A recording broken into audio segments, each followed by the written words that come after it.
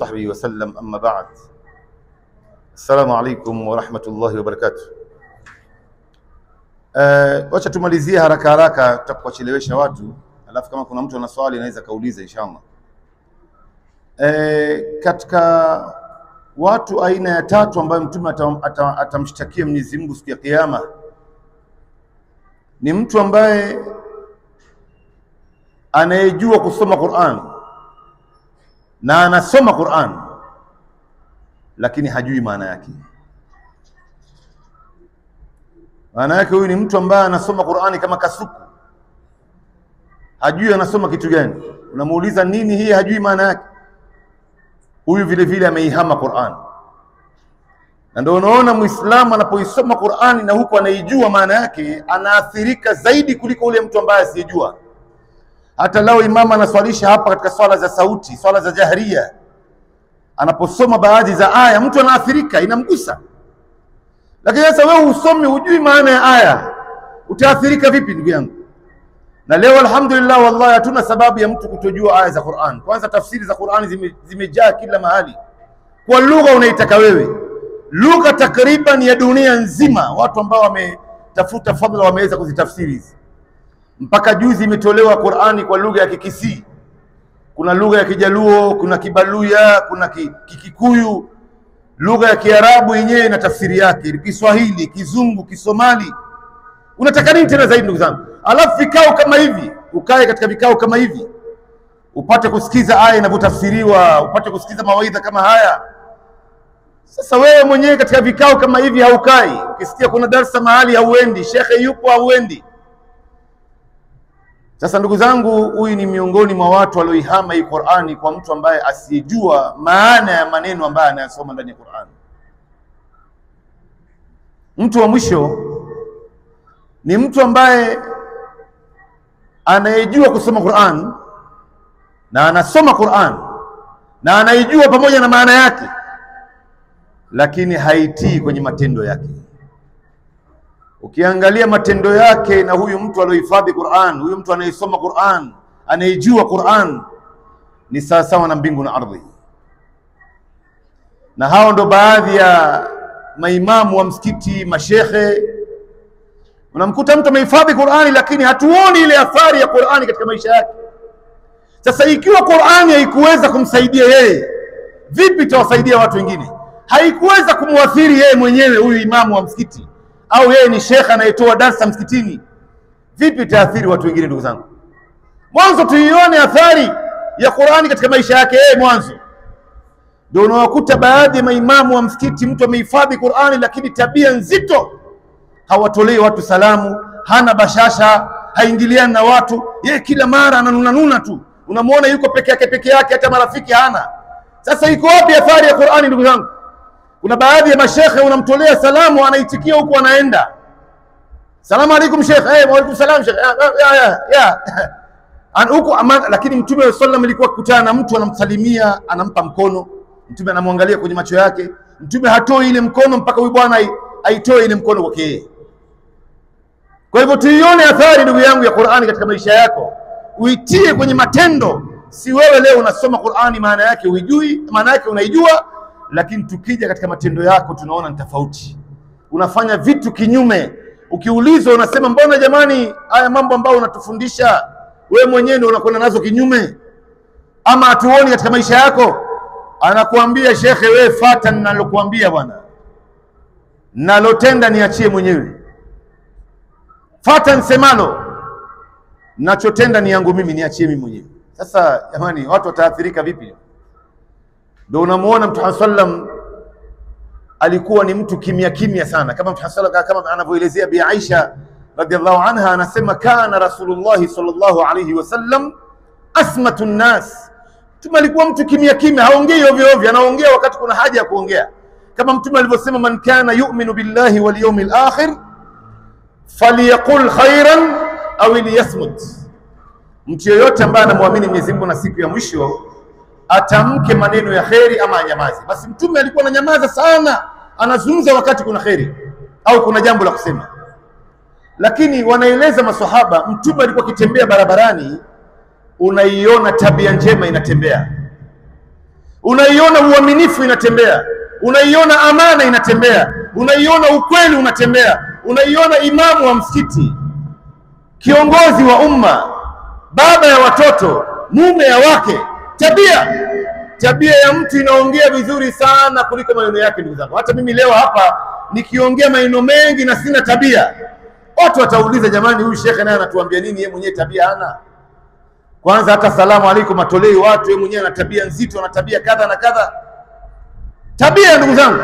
Kwa hivyo tuione Qur'ani kwenye tabia zako, kwa ile ambao unaisoma wewe. Tukomee hapa kwa sasa, naona tukiingia ndani zaidi tutakwenda zaidi inshallah. Kama kuna mtu ana swali anaweza kauliza. Naam, Sheikh. Wa alaikum salaam wa rahmatullah.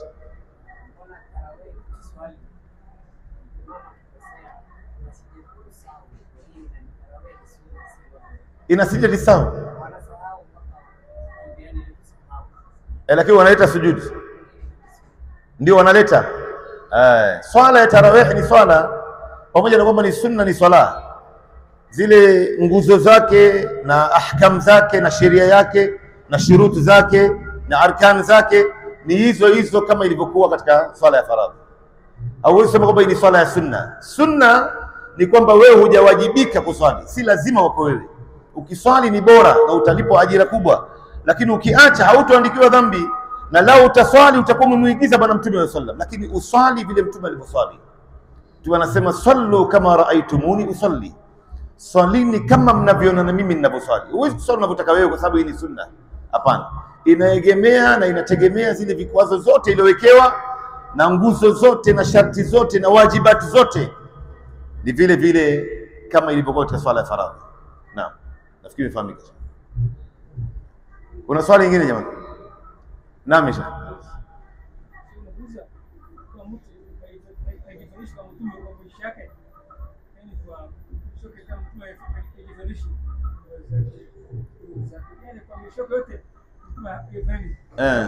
Ndio. Ndugu yetu anauliza kwamba mtu yeyote ambaye asijifananisha na Mtume katika maisha yake, huyo mtu maisha yake itakuwa vipi? Vipi hali yake? Yani hali yake ni hali ya kusikitisha. Kwanza ndugu yangu, sisi Mtume Muhammad sallam ndo kiigizo chetu, ndo role model wetu, qudwa. Mwenyezi Mungu anasema laqad kana lakum fi rasulillahi uswatun hasana, nyinyi mna kiigizo bora kutoka kwa Mtume sallam. Tupate kumwangalia huyu Mtume, ndugu zangu, namna alivyokuwa anaishi, namna alivyokuwa anaamiliana na watu, alivyokuwa anafanya biashara, alivyokuwa anafanya ibada zake, alivyokuwa anasaidia watu. Wewe pia upate kuwa kama yeye.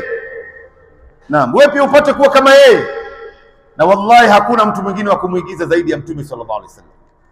Ukitaka kuwa binadamu katika dunia hii wa kweli ambaye anaishi kama binadamu, hauwezi kupata mafunzo zaidi ya mafunzo ambayo Mtume sallallahu alaihi wasallam ametufundisha. Chochote ambacho unahitajia katika maisha yako utaipata kutoka kwa Mtume. Na ndio unamuona Mtume alikuwa ni profesa wa maprofesa wenyewe. Hakuna mtu aliyekuwa na elimu duniani kama Rasulullah sallallahu alaihi wasallam. Elimu zote utapata kwake yeye, na yeye hajui kusoma wala kuandika. Akiandikiwa matamshi kama maneno kama haya hawezi kusoma wala hawezi kuandika. Alikuwa ummi, lakini alikuwa profesa wa maprofesa wenyewe. Wewe unaposikia mtu hapa duniani ni profesa, labda ni professor of mathematics, professor of science, professor of agriculture, professor of doctorate, sijui kitu gani, ni elimu moja tu. Akiwa yeye ni professor wa mathematics, ukimleta upande wa agriculture ni zero, hajui kitu. Akiwa yeye ni professor upande wa mambo ya agriculture, ukimleta upande wa mambo ya science hajui kitu. Kwa hivyo profesa wake huyu hapa duniani imebobea kwenye nyanja ya elimu moja, lakini Mtume uprofesa wake ulikuwa katika nyanja zote yani. Alikuwa yeye ni mwalimu, yeye ni daktari, yeye ni kiongozi, yeye ni mkubwa wa jeshi, yeye ndio mtu ambaye anaonesha watu namna gani ya kuishi na watu wake na familia yake. Alikuwa mwanasayansi, alikuwa yeye ni mkulima hodari sana. Subhanallah, kila nyanja ya elimu utaipata kutoka kwa Mtume sallallahu alaihi wasallam. Sasa huyu ni mtu ambaye utakaa mbali na maisha yake kweli? Ndio nitakana umuige huyu katika namna alivyokuwa anavaa, ujifakhiri naye. Na hii ni katika alamat ya mtu kuwa na imani ya juu ni kumuigiza Bwana Mtume sallallahu alaihi wasallam. Wewe ukitaka kujua imani yako iko kiasi gani, angalia maisha yako. Unamuigiza Mtume? Unamuigiza katika mazungumzo yako unavyozungumza, unamuigiza katika mavazi yako, katika ibada zako, katika namna unavyoishi na watu, katika namna unavyowasaidia watu, katika namna unavyoishi na familia yako na watoto wako.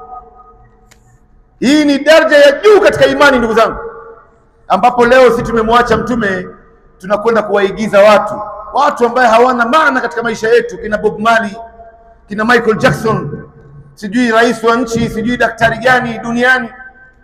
Hawa watu ambao hawana mbele wala nyuma, ndugu zangu, utapata nini kwao? Hakuna kitu ambao utakayepata katika kitu ambacho itakusaidia katika dunia yako na akhera yako. Ni starehe ndogo ya dunia tu. Wewe angalia leo vijana walivyoathirika na wanamuziki au na wachezaji mpira, wasanii. Mtu leo anampenda mchezaji mpira anayecheza katika Premier League, yuko tayari kupigana hasa, ama yuko tayari kukosa usingizi akalia kwa sababu timu yake imeshindwa. Aibu! Huyo mtu mwenyewe ambao unayempenda wewe hata hakujui wala hana habari na wewe, lakini Mtume ukimpenda, siku ya kiyama utakuwa pamoja naye peponi. Mtume anasema almar'u ala man ahab ma'a man ahab, mtu atakuwa pamoja na ule mtu ambaye anayempenda. Wewe leo angalia, ndugu zangu, baadhi ya vijana wanampenda mtu kama Michael Jackson. Ukiangalia tarehe yake utashangaa, ndugu zangu. Huyu Michael Jackson amekufa, hujui ni mzungu au ni Mwafrika, ni mwanamume au ni mwanamke, ni jini au ni binadamu. Ni kitu gani hichi yani? Hujui hata ni kitu gani. Mambo ya muziki haya. Sasa tunakwenda kuwapenda watu wasiofaa kupendwa, na tumewaacha watu ambao wanafaa kuigizwa na kupendwa, ambaye ni Rasulullah sallallahu alaihi wasallam. Kwa hivyo ndugu yangu, itakana urekebishe, kama alivyosema ndugu yetu, rekebisha ujifakhiri na maisha ya Mtume. Unapozungumza kama Mtume, usijaribu kutoa maneno machafu katika mdomo wako, usijaribu kumdanganya mtu, usijaribu kula haram. Unapovaa kama Mtume, ona raha. Mimi nimevaa kama Mtume bwana. Umeacha ndevu kama Mtume. Usiogope kufanya haya mambo, ndugu zangu. Unaogopa kwa sababu ya watu. Hawa watu huwezi kuzikwa nao. Siku ambayo utakapofariki utazikwa ukiwa peke yako. Hauwezi kuzikwa nao. Wewe angalia ile ambaye ni ya Mtume, fuata hiyo. Hata kama ulimwengu mzima wamekasirika, wamechukia, madamu hivi na Mtume alivyokuwa, mimi nitaishi hivi. Lakini leo sisi tunaangalia watu watasema nini? Watasema inaonekana yule jamaa pia siku hizi amekuwa mtu wa sunna, amekuwa mtu wa dini. Anavaa kama Mtume, akikata nguo yake, akiweka ndevu. Yaani wewe leo unaona aibu kujifananisha na Mtume, ndugu yangu? Umefikia daraja gani katika maisha yako, ndugu yangu? Au utakana ujifakhiri na Mtume sallallahu alaihi wasallam? Mimi alhamdulillah najitahidi kadri ya uwezo, maana yake ujisifu namna hiyo. Najitahidi kadri ya uwezo kuvaa kama Mtume alivyovaa. Mtume alikuwa anavaa mavazi yake nisfu saq. Wewe pia vaa nisfu saq. Usivae kwa sababu watu wanavaa. Unafahamu Nafikiri imefahamika kwa ufupi hivyo shehe. Naam. Kuna swali nyingine hapa, sababu ya wakati tunajibu kwa fupi. Assalamu alaikum. Wa alaikum salam.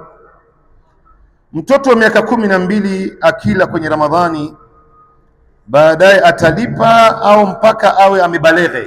Naam. Mtoto wa miaka 12 maana yake madamu hajafika umri wa kubaleghe. Inawezekana kwa mtoto wa kike akafika miaka 10, miaka 9 akabaleghe. Mtoto wa kike anaweza kubaleghe mapema. Lakini lao atachelewa mpaka miaka 15, 18, saumu inakuwa sio wajibu juu yake. Si wajibu juu yake. Kwa sababu katika masharti ya watu kufunga, ili saumu yako iweze kukubaliwa, kuna masharti 5. Sharti ya kwanza ni lazima uwe Muislamu. Mtu yeyote ambaye si Muislamu akifunga, saumu yake haitokubaliwa. Hata kama atafunga, hata kama ataswali, lakini haitokubaliwa. Ndio unaona Mtume sallam katika hadithi ndani ya Sahih Muslim aliyoipokea Abu Huraira, Mtume anasema innal kafir idha amila hasanatan ut'imu biha tu'ma fi dunya. Yani kafiri akifanya matendo mema atalishwa, atapewa tonge moja kwa kila tendo mema ambaye ameyafanya hapa duniani, lakini kesho akhera hakuna kitu ambaye atakayelipwa. Mwenyezi Mungu Subhanahu wa Ta'ala anasema, waman yabtaghi ghayra al-islami dinan falan yuqbala minhu wa huwa fil akhirati min al-khasirin. Yoyote ambaye atakayefuata dini isiyokuwa Uislamu hatakubaliwa, na siku ya kiyama atakuwa miongoni mwa watu wenye hasara. Sharti ya pili ni lazima awe ni mtu mzima mwenye akili timamu, awe ni mtu mzima amebaleghe. Maana kwa mtoto mdogo sio lazima yeye kufunga, lakini anaanza kulazimishwa kufunga akiwa na umri wa miaka 7. Kama vile mtoto anapofika miaka 7 anaanza kuamrishwa kuswali, ndio hapo vile vile anaanza kuamrishwa kufunga. Na hii kwa dalili ya hadithi ya Mtume aliposema kwamba muru auladakum bisalati wa hum abna'u 7 sinin, waamrisheni watoto wenu kuswali wakiwa na umri wa miaka 7. Waamrishe maana yake anza kuwalazimisha kwamba hii ni lazima afanye hivyo, na uilazimishe katika maisha yake huyu mtoto. Na huku vile vile amefika miaka 7, anza kumlazimisha kufunga. Ataanza kula, mfano anafunga, tunaamka pamoja naye daku katika sahur, tunakula daku pamoja, basi leo inshallah utafunga mpaka saa 6 mchana. Anaanza kuzoeshwa, kesho inshallah utapumzika, kesho kutwa utafunga mpaka saa 9. Baada ya siku 3-4 anajikuta kwamba anaweza akafunga siku nzima. Ndio unamkuta mtoto amefika miaka 7, miaka 8, anaweza akafunga Ramadhani yote bila tabu yoyote, kwa sababu amezoeshwa toka yeye ni mdogo. Na akifika miaka 10 bado hafati, huyo mtoto anatakana apigwe mboko, achapwe.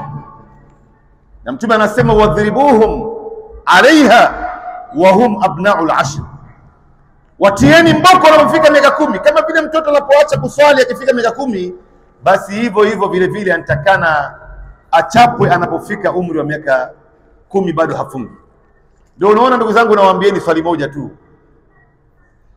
Leo sisi kila mmoja wetu hapa, wengi wetu takriban tuna watoto wa miaka 6, miaka 7, miaka 8, miaka 9, miaka 10, 11.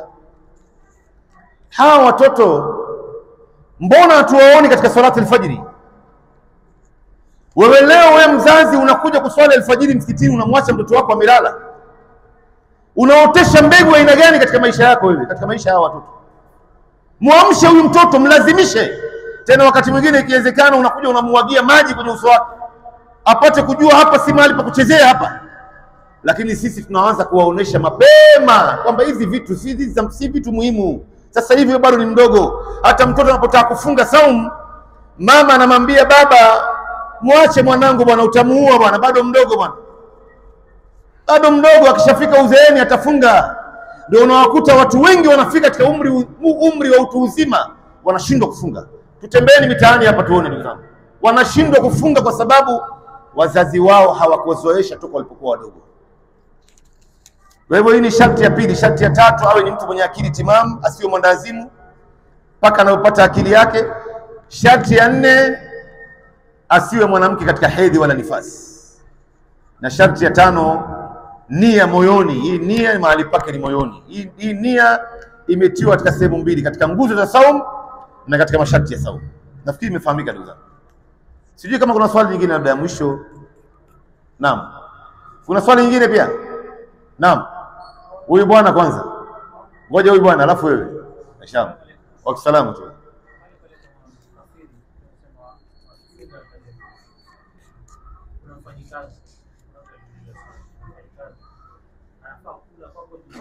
Swali nzuri sana ndugu yetu.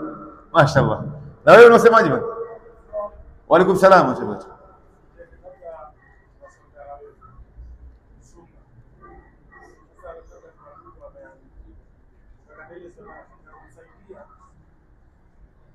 Swali imeenda. Ndio. Ulimsaidia vipi hapo? Okay. Swali nzuri. Swali nzuri. Inshallah. Inshallah, abshir. Tutakupa jawabu inshallah. Ndugu yetu anauliza, wewe unamfanya kazi ambaye si Muislamu na ni katika mwezi wa Ramadhani, na yeye hawajibiki kufunga, huyu ambaye si Muislamu, ambaye ni kafiri. Sasa hapa ni vipi? Atakula mfano ni mfanyikazi wako wa nyumbani, mfanyikazi wako wa kazini, hawajibiki. Na pale nyumbani hawezi kufanya kazi bila kula. Kazi zote inamngojea yeye, na ni kweli wallahi. Makazi ambayo wafanyikazi wetu wanatufanyia inafaa tumshukuru Mungu sana. Hakuna mtu anaweza kufanya kazi hiyo. Na bado kuna baadhi ya watu hapo wanawadhalilisha wafanyikazi wao. Wanawadharau, wanawatupia maneno mabaya, wanawakejeli, wanawacheleweshia mishahara yao, hawapi chakula wengine. Huyu tunaishi naye ndani ya nyumba ndugu yangu, akitaka kufanyia mabaya atakufanyia mabaya. Na wameshawafanyia mabaya wengi baada ya watu kuwafanyia wao mabaya. Kwa hivyo tuwafanyie dawa na tabia zetu. Huyu mfanyikazi wako akija kusilimu kwa sababu yako, wallahi umefaulu. Mtume anasema Mtume sallam anasema kwamba li an yahdi Allahu bika rajulan wahidan khairun min humuri ni'am. Mwenyezi Mungu akimuongoza mtu mmoja kwa sababu yako ni bora kuliko ngamia mwekundu. Unajua ngamia mwekundu ndo ngamia ambaye ana thamani, bei yake ni ghali, bali katika riwaya ni bora kuliko ngamia 100 wekundu. Maana yake ni bora kuliko Rolls Royce au Mercedes Benz au Prado new model ambaye gharama yake labda ni 17 million Kenya money. Mtu mmoja akiongoka kwa sababu yako. Lakini je, unaonaje ndugu yangu ikiwa mtu leo ataichukia Uislamu kwa sababu yako wewe? Mimi kweli nilikuwa nitakuslimu, lakini kwa sababu ya hao watu tabia zao ilivyo, mimi naiogopa Uislamu jamani. Tuishi na hao watu kwa wema, ni sehemu ya dawa. Ukiona kuna mavazi, hana mavazi ya kutosha, mpe nguo, hata kama ni mpya mpe. Watoto wake wasomeshe kama una uwezo. Wakati mwingine mpe nation ya chakula endelee nyumbani. Wakati mwingine mwambie kesho pumzika, dada yangu pumzika bwana. Umefanya kazi mwezi mzima hapa, wiki nzima umechoka sana. Kesho ni off. Mpe tip. Amefanya kazi ya ziada imechelewa bwana, shilingi 500 hizi hapa. Shilingi 300, shilingi 200. Hii ni sehemu ya dawa ndugu zangu. Wakija kusilimu hawa ni neema kubwa hiyo. Lakini ndugu yetu anauliza, je, yeye hawajibiki kufunga ndani ya nyumba yako? Katika hali kama hii, yeye kufunga kwake yeye sio lazima, wala hawajibiki kufunga, kwa sababu walolazimishwa kufunga ni Waislamu waumini peke yao. Mwenyezi Mungu aliposema ya ayyuhalladhina amanu kutiba alaykumus siyam kama kutiba ala alladhina min qablikum la'allakum tattaqun, enyi mlioamini, si wale ambao hawajaamini. Hii aya inawazungumzia watu ambao wameamini. Mmelazimishwa kufunga kama walivyolazimishwa walikuwa kabla yenu, ili mpate kuwa wacha Mungu. Kwa hivyo katika hali kama hii utampatia chakula, atakula, lakini si mbele ya watu wala si mbele ya watoto. Atajifungia chumbani, akitaka kwenda atakwenda kula tu, wewe mpe chakula, yeye hajawajibika hii masala. Umenifahamu? Nafikiri imefahamika. Ndugu yetu anauliza swali, labda mlikuwa mnaswali tarawih. Acha tarawih, hata katika swala ya jamaa. Mfano mtu akaanguka katikati ya swala na swala inaendelea, unafaa kufanya nini? Unafaa kumhudumia ule bwana ama unafaa kuendelea na swala yako? Hapa kuna mambo mawili. Jambo la kwanza, ikiwa ameanguka mbele yako au nyuma yako katika hali ambayo si nzuri, labda ameilalia kichwa hivi juu, au labda amekalia mkono vibaya, au labda ameanguka miguu yake iko vibaya, atazidi kuumia, pale utaenda utamnyoosha namna alivyo, utaweka shingo yake sawa, mikono sawa, miguu sawa, kisha wewe utarudi kuendelea na swala. Utarudi kuendelea na swala, si kwamba umevunja swala yako. Lakini mfano ameanguka katika hali nzuri tu, wewe hakuna kitu ambao utakayefanya pale. Utaendelea na swala mpaka mwisho. Baada ya swala sasa ndo watu waangalie tutamsaidia vipi huyu bwana, kwa sababu utakachofanya wewe hakuna njia ambayo tunaweza kufanya. Labda msikiti umejaa, labda huwezi kumtoa kutoka pale mpaka atoke nje, utakuwa umevurugia watu swala zao, itakuwa mambo mengi imevurugika hapa. Labda time ya swala yenyewe ni ndogo, labda ni magharibi. Kitambo si tumtoe hapa tumpeleke hospitali, magharibi itakuwa ishapita.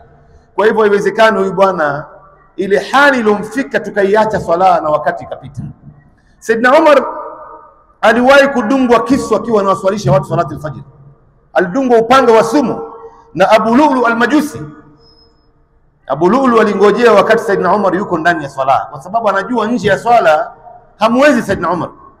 Mwili wake mwanzo ni shupavu, wakati mwingine anaweza kupeleka kisu hivi isiingie kwenye mwili wake. Alikuwa na mwili mgumu, mtu tafu manake. Lakini anapoingia ndani ya swala, Saidna Umar mwili wake unaregea. ngozi yake inakuwa nyororo, inakuwa laini. Hapo ndo mahali Abu Lu'lu al-Majusi alingojea. Huyu si Muislamu huyu. Basi alikwenda akamuingia Saidna Umar, na Umar anawaswalisha watu, si kwamba ni maamuma, yeye ndo imam salati al-fajr. Umar akaanguka chini na huyu bwana akatoroka. Basi Umar alipopata fahamu aliuliza maswali mawili. Swali la kwanza, hal salla almuslimuna alfajr, je, waislamu wameswali salati alfajri? Akaambiwa naam. Ulipoanguka kuna mtu alichukua uimamu na swala iliendelea mpaka mwisho, watu wakamaliza. Akasema alhamdulillah, kifo changu haijakuwa ni sababu ya watu kuacha swala zao. Kisha akauliza swali la pili, alionidunga mimi kutaka kuniua ni Muislamu ama si Muislamu? Akaambiwa si Muislamu,